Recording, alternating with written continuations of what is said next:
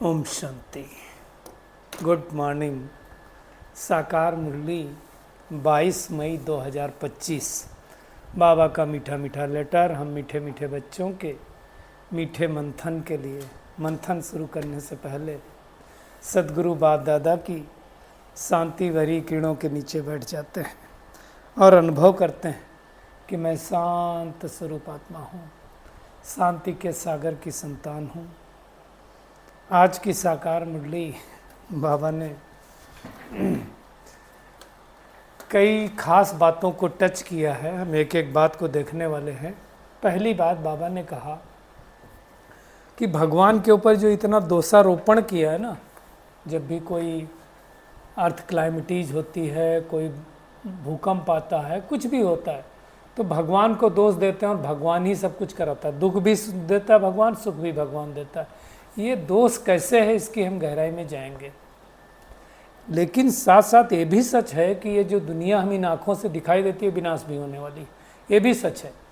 तो फिर ये अगर दोनों सच है तो ये विनाश कराता कौन है? आखिर कोई ना कोई तो निमित्त होगा कराने के लिए, तो कौन कराता है? तो उसकी गहराई में जाएंगे।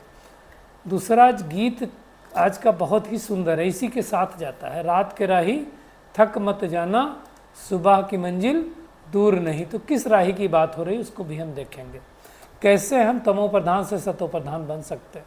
सतो प्रधान सतयुग के मालिक होते हैं और तमो प्रधान कलयुग के मालिक होते हैं। आज ब्राह्मणों को भी बाबा ने याद किया है, वैसे तो करते हैं बाबा, लेकिन कलयुगी ब्राह्मणों को भी याद किया। और क्या कहा है? वो जो यज्ञ रचते हैं तो उसमें तिल जौ ये सब डालते हैं। हम बच्चे क्या डालते हैं जब भगवान आकर के यज्ञ रचता है? और शंकर का क्या पार्ट है, क्योंकि इसमें बहुत सारे लोग रुकते हैं। हाँ, ब्रह्मा का क्या पार्ट है, विष्णु का क्या पार्ट है, शंकर का क्या पार्ट है? भगवान कहता कोई पार्ट हो नहीं है। तो फिर विनाश कौन कराता अगर शंकर नहीं कराते हैं? दुनिया में कहते हैं ना, शंकर का तीसरा नेत्र खुला तो प्रलय हो जानी चाहिए। तो उसको भी हम देखेंगे। आज परम धाम की बाबा ने परिभाषा बताई, परम माना परे ते परे, तो उसको भी देखेंगे। और सतयुग के बारे में आज बाबा ने बहुत ही खास बात कहा है कि वहाँ कोई शरीर भी छोड़ता है तो जैसे यहाँ क्या होता है, जलाते हैं और शमशान घाट जाते हैं, वहाँ ऐसा नहीं होता, उसमें डाला और ख़त्म। उत्तम पुरुष की भी बात आई हुई है कि उत्तम पुरुष किसको कहेंगे, है ना। और चार्ट के लिए बाबा ने आज फिर से अटेंशन खिंचवाया है। दुख के बंधन और सुख के बंधन, संबंध, सुख का तो बंधन नहीं होता, संबंध होता है, उसको याद करते हैं। आज बाबा ने कहा दिल पर वही चढ़ते हैं जो दिन रात सर्विस में रहते हैं। तो चेक करना कि मैं आत्मा सर्विस करती हूँ। और बहुत बड़ी फिलॉसफी के ऊपर बाबा ने कहा 5000 वर्ष से पुरानी चीज़ कोई होती नहीं। तो फिर पुरातत्व वाले क्यों कहते हैं लाखों करोड़ों वर्ष है? तो उसको भी हम देखेंगे गहराई से, है ना। और आत्मा से तीखी कोई चीज़ नहीं होती है ना। बाबा ने कहा चपटी में, मतलब सेकंड में कहाँ से कहाँ वो चली जाती है। तो उसके बारे में भी बाबा ने कहा है। आज सतयुग में श्री कृष्ण के जन्म के बारे में भी कहा हुआ है ना। कहते हैं जहाँ जन्म हो, जहाँ जीत वहाँ जन्म। तो उसमें क्या कहा है, श्री कृष्ण का जब जन्म होता है तो दुनिया में दिखाया ना, वो जेल के ताले टूट गए, वो हो गया। तो उसके गहराई में उसके बारे में बाबा ने कहा, तो भी हम देखेंगे। और सेंस और इसेंस दोनों का बैलेंस होना चाहिए। सेंस क्या है, इसेंस क्या है, ज्ञान में आज के वरदान में आया, उसको देखेंगे। और प्राप्तियां अगर हमें याद रहे तो हम दुख दर्द तो भूल ही जाएंगे। और सारे श्रेष्ठ कर्मों का आधार एक ही है, पवित्रता। तो ये है आज की पूरी मुरली। हम शुरुआत करेंगे कि दुनिया में जो कुछ होता है वो किसकी मर्जी से होता है। क्योंकि दुनिया में लोग कहते हैं पत्ता पत्ता भी किसकी मर्जी से होता है? भगवान की मर्जी से होता है। और ख़ास करके जो जब कोई क्लाइमेटीज हो जाती है और क्लाइमेटीज में कोई नुकसान हो जाए, मान लो भूकंप आया, तो कहते हैं कि भगवान की मर्जी। भगवान की मर्जी के आगे किसकी मर्जी चलती? अब ये समझने की बात है, क्या भगवान आकर के पत्ता पत्ता हिलाता है, भगवान आकर के विनाश करता है? दोष लगाया ना भगवान पर। तो हर दुनिया में हर एक आत्मा कहती है सुख और दुख भगवान ही देता है। अब दो मान्यताएं हैं बहुत पॉपुलर भारत देश में, भारत क्या विश्व में भी हो सकता हूँ, बट मैं भारत देश की बात करता हूँ। पहली मान्यता ये है कि पत्ता पत्ता भगवान की मर्जी से हिलता है, मतलब जो कुछ होता है भगवान की मर्जी से होता है। इसका मतलब उसमें हमारा कोई रोल नहीं है। भगवान जो मर्जी है वो कर दे, जो इसको चाहे तो ज़्यादा दिन रखे, इसको चाहे तो ज़्यादा उठा ले। दूसरा एक बिलीफ सिस्टम भारत में ही है कि जैसे हम कर्म करेंगे वैसा फल भगवान देगा या वैसा फल हमें मिलेगा। अब कर्म हम सबके एक जैसे नहीं, तो फल भी एक जैसा नहीं, इसलिए सबके जन्म अलग हो रहे हैं, सबकी प्राप्तियां अलग हो रही हैं, सबका व्यवहार अलग हो रहा है। कौन सा वाला थोड़ा ठीक ज़्यादा लग रहा है? आप सब यही कहेंगे कि जैसे कर्म वैसा भाग्य मिलेगा ना, वैसा जन्म मिलेगा, कर्म के अनुसार मिलता है। तो फिर ये बीच में भगवान के ऊपर दोष कहाँ से आ गया? भगवान कहता है मैं सुख दाता हूं, मैं किसी को दुख दे नहीं सकता, इसलिए उसका नाम है दुख हरता सुख करता। तो दुख देगा कैसे? अब भगवान कहता है अगर मैं विनाश कराऊं तो सारा पाप मेरे ऊपर आ जाएगा। आपको याद होगा एक मूवी आई थी ओ माई गॉड, जिसमें आप सब ने देखा होगा कि एक एक्टर हैं परेश रावल, जिन्होंने एक ऐसे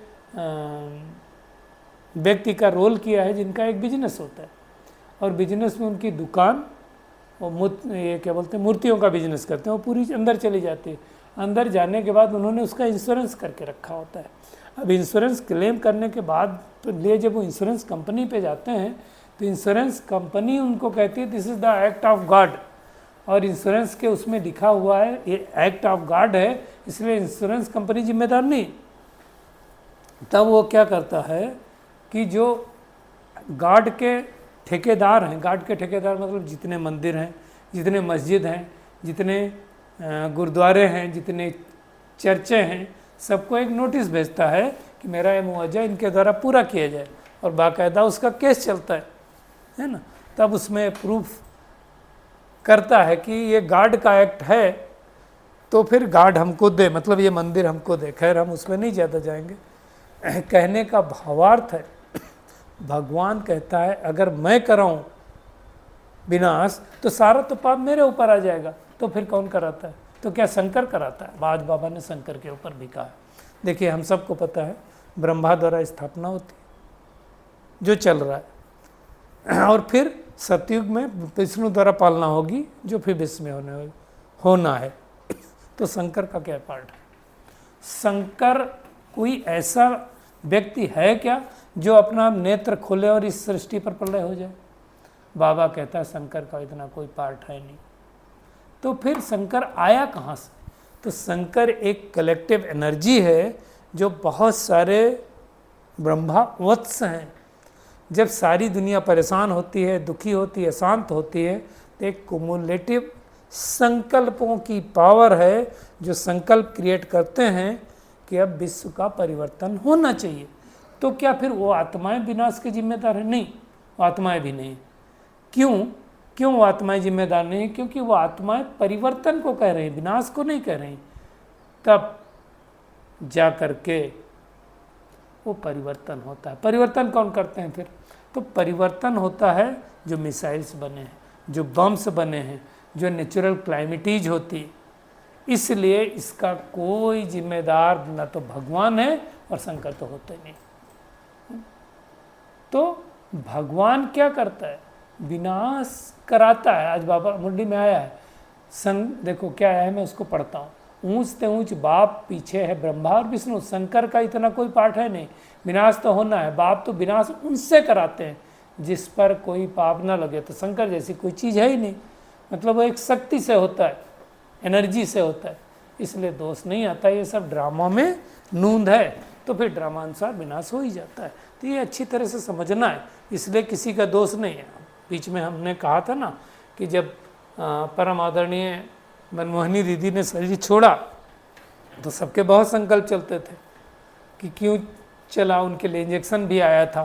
तो उस टाइम ये बहुत फेमस कोड हुआ यज्ञ में कि न भगवान की गलती न भगवती की गलती, सारा कुछ ड्रामा प्लान अनुसार होता है।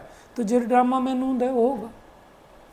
इसलिए बात अच्छी तरह से समझना है कि ड्रामा अनुसार ही परिवर्तन होता है, और परिवर्तन होता है हर 5000 साल बाद। जो होना है उसको कोई टाल नहीं सकता है, और इन 5000 वर्षों बाद भगवान इस सृष्टि पर आता है।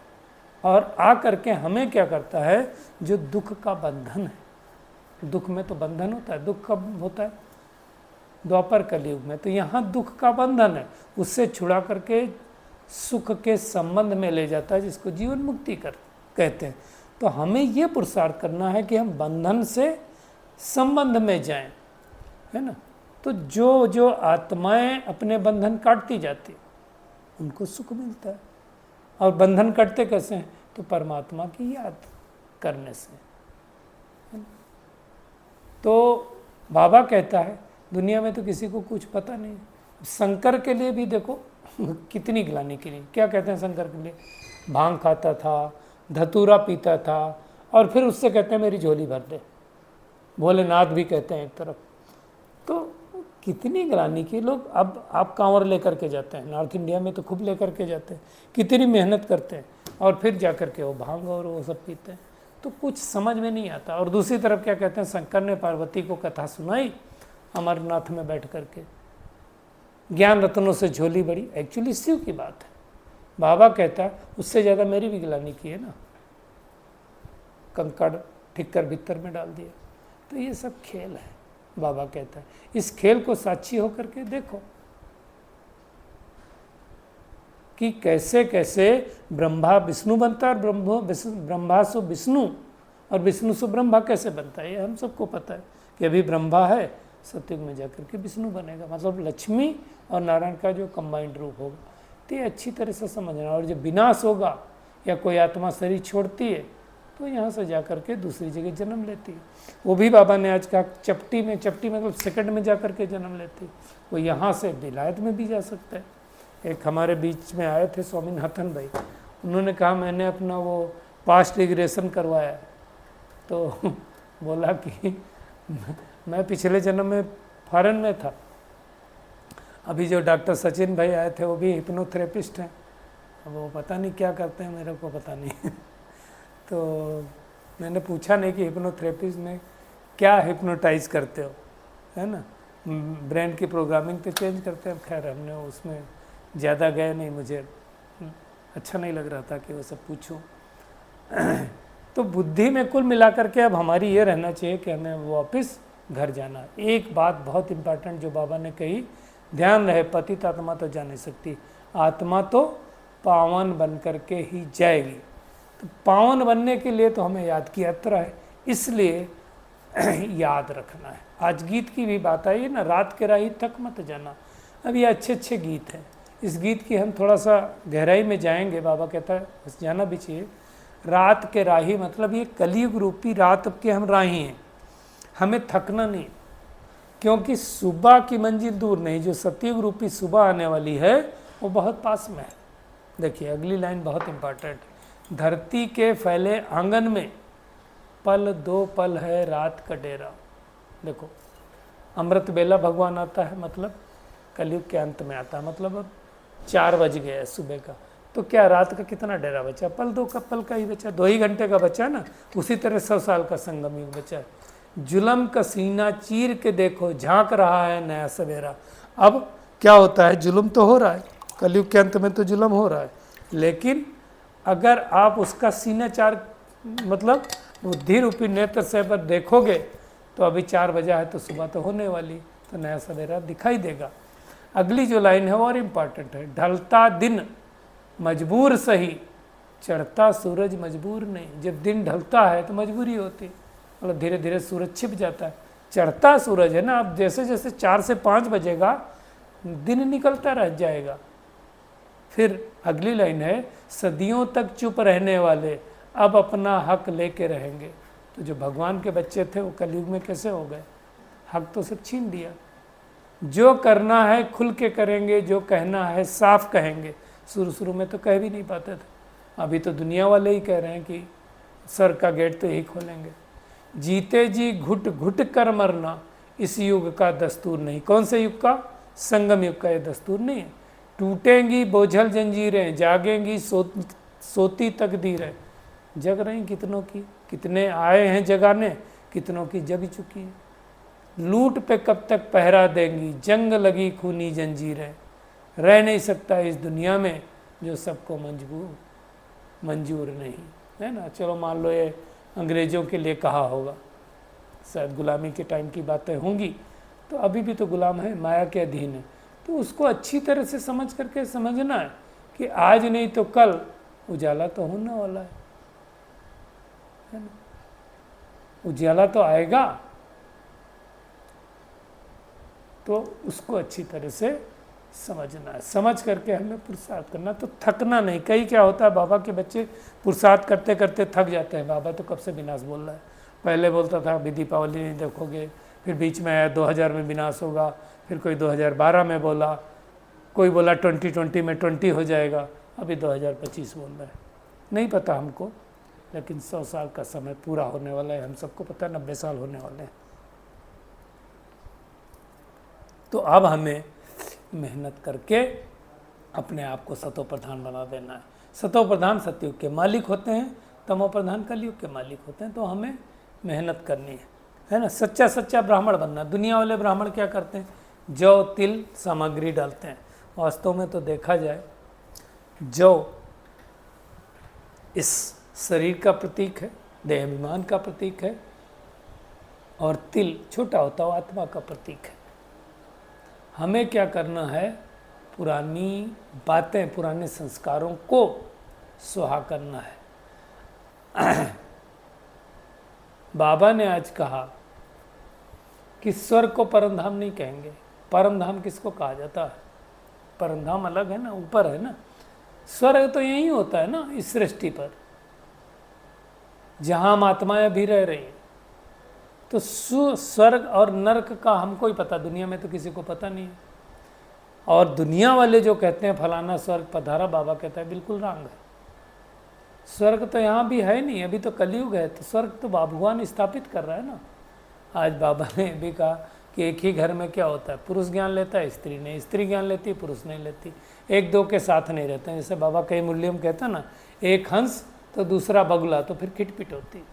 एक फूल बनेगा, दूसरा कांटा रह जाएगा। एक घर में बच्चा जन्म लेगा, बच्चा कहेगा हम बनेंगे। मैं गया था, आपको एक केस स्टडी बताता हूँ। मैं गया था MBA का एग्ज़ाम देने, तो मेरा जो रूम था उसमें कुछ भाई रुके थे, 5 बेड रहते ना।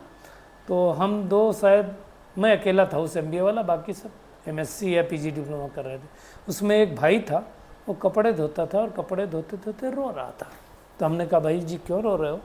तो उन्होंने कहा कि आप किसी से नहीं बोलो। तो हमने कहा मैं किससे बोलूँगा, मैं तो किसी को जानता नहीं हूँ। बोला मेरे घर वाले ज़बरदस्ती मेरी शादी कर रहे हैं, करना चाहते हैं, और मुझे करनी नहीं, मुझे बाबा के ज्ञान में समर्पित होना है। तो उसी को बाबा ने आज याद किया कि घर वाले ज़बरदस्ती कहते हैं, हालांकि हमने बहुत सारी युक्तियाँ उनको बतलाई। तो ये होता है, जो पुरुषोत्तम संगम युगी होंगे वो सोचेंगे नरकवासी क्यों बनना है अब थोड़े समय के लिए। तो ये मुश्किल है, हर कोई समझता नहीं है ना। तो भगवान हमें समझा रहा है कि कैसे हमें पुरुषार्थ करना है। स्वर्ग सतयुग को कहा जाता है, और स्वर्ग में तो आज बाबा ने स्वर्ग को याद किया, स्वर्ग के जन्म को याद किया, मरण को भी याद किया। स्वर्ग के जन्म में को क्या याद किया बाबा ने? कहा, एक तो बात किया है कि जब श्री कृष्ण का जन्म होता है ना, तो वहाँ कोई गंदगी नहीं होती। श्री कृष्ण का जन्म होगा तो दुनिया में नहीं दिखाते हैं कि वो ताले टूट गए। ताले टूटना मतलब ये कलयुग रूपी बंधन टूट गए, कि लास्ट समय की बात होगी ना।